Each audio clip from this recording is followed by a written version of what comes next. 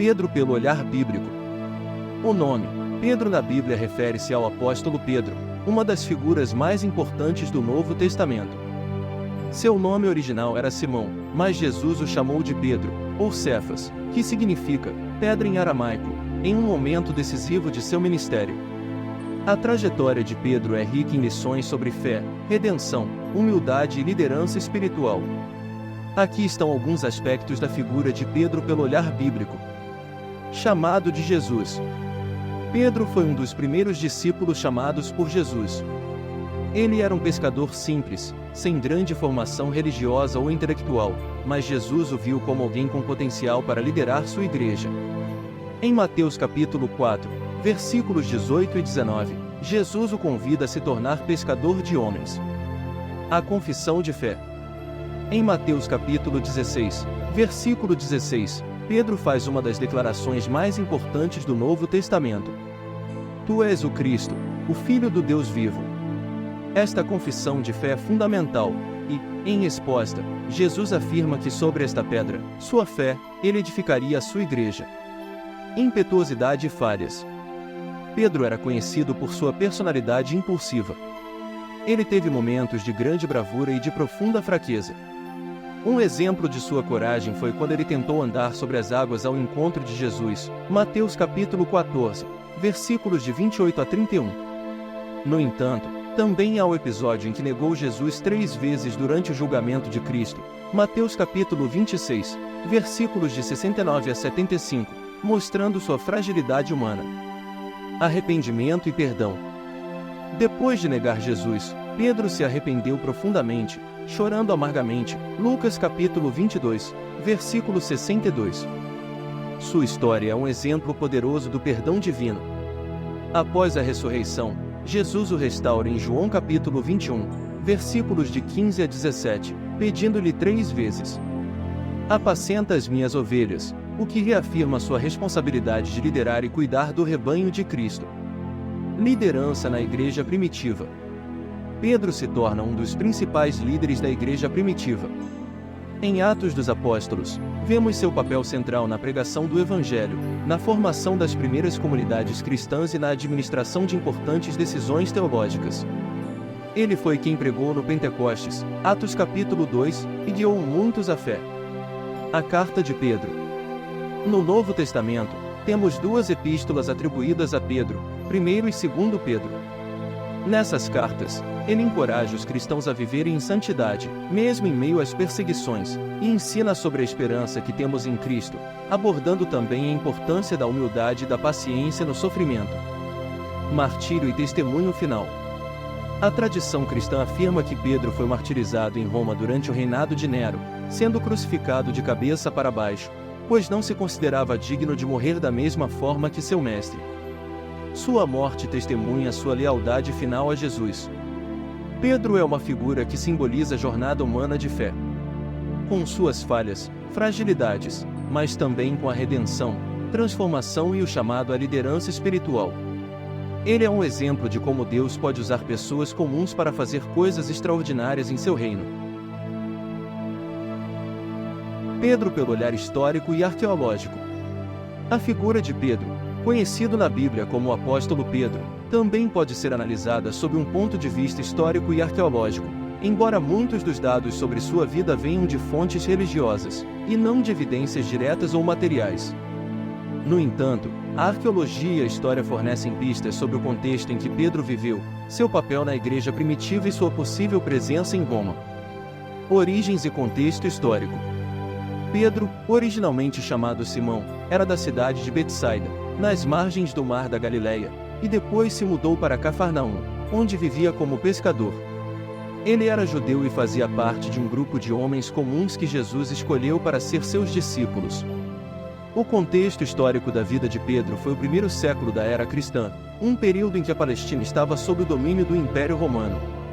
Havia grandes tensões políticas e religiosas entre os romanos e os judeus, e este ambiente turbulento moldou o ministério de Jesus e dos apóstolos. Arqueologia de Cafarnaum. Cafarnaum, onde Pedro viveu por muitos anos, é uma cidade que foi amplamente escavada, e uma das descobertas mais significativas foi o que os arqueólogos acreditam ser a casa de Pedro. Escavações realizadas ao longo do século XX revelaram uma casa do primeiro século que, no final do quarto século, foi transformada em uma igreja octogonal. Essa estrutura foi identificada como a Casa de Pedro devido a grafites encontrados nas paredes, que incluem inscrições dedicatórias a Pedro e a Cristo. Esta descoberta é uma das mais fortes evidências arqueológicas ligadas à figura de Pedro. Papel na Igreja Primitiva. Historicamente, Pedro é reconhecido como um dos líderes da igreja cristã primitiva. Ele aparece em fontes do Novo Testamento, como o livro dos Atos dos Apóstolos, onde é descrito como uma figura central na pregação e organização da comunidade cristã em Jerusalém após a morte de Jesus. Historicamente, seu papel como porta-voz dos apóstolos e líder espiritual tem sido estudado por acadêmicos. Embora a figura de Pedro seja amplamente considerada por teólogos como o primeiro papa da Igreja Católica, historicamente não há evidências diretas de que Pedro tenha ocupado formalmente esse título ou um cargo semelhante. Pedro e Roma. Evidências históricas e tradição. A tradição cristã afirma que Pedro foi para Roma e tornou-se o primeiro bispo de lá, desempenhando um papel fundamental no estabelecimento da igreja cristã naquela cidade. Ele teria sido martirizado durante a perseguição aos cristãos pelo imperador Nero, por volta do ano 64 d.C., após o grande incêndio de Roma. Do ponto de vista histórico, embora não haja fontes contemporâneas que comprovem diretamente a presença de Pedro em Roma, há indícios em escritos cristãos posteriores, como as cartas de Clemente de Roma, por volta de 96 d.C., e Irineu de Lyon, que mencionam a liderança de Pedro em Roma e seu martírio. O túmulo de Pedro no Vaticano. A mais famosa descoberta arqueológica relacionada a Pedro é o suposto túmulo do apóstolo, localizado sob a Basílica de São Pedro, no Vaticano. A partir dos anos 1940, escavações sobre a basílica revelaram um complexo de sepulturas e um monumento que, segundo a tradição, marcaria o local do sepultamento de Pedro. Uma inscrição mencionando Pedro foi encontrada perto da tumba, e muitas igrejas antigas acreditavam que ele foi enterrado ali. Em 1968, o Papa Paulo VI afirmou oficialmente que os ossos encontrados em uma tumba sob a basílica eram, de modo convincente, os restos mortais de São Pedro, embora essa identificação não seja unanimemente aceita por todos os historiadores e arqueólogos. A tumba tornou-se um dos locais de peregrinação mais importantes do mundo cristão.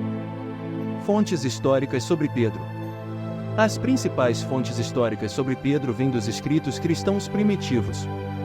O Novo Testamento é a fonte mais antiga e detalhada sobre sua vida, mas outros escritos patrísticos, como as cartas de Clemente de Roma e as obras de Irineu e Eusébio de Cesareia, fornecem uma continuidade histórica do papel de Pedro na Igreja.